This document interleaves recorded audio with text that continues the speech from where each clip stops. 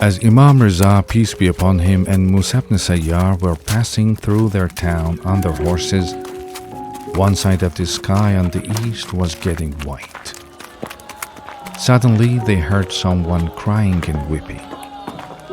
A crowd was carrying a coffin heading towards the cemetery as they chanted, La ilaha illallah.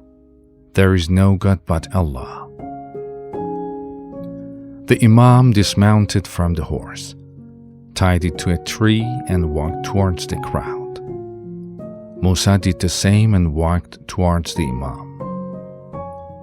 Imam Reza, peace be upon him, turned to Musa and said, O Musa, anyone who walks in the funeral of one of our friends will be rid of his sins, just the same as the day he was born.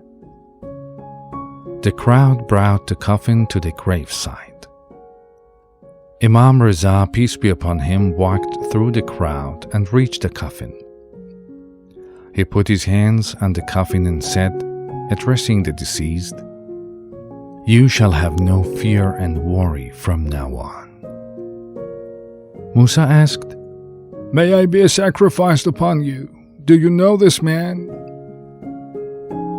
The Imam stared at him with his sharp eyes and said, Don't you know that all the deeds of our Shias are put before us day and night?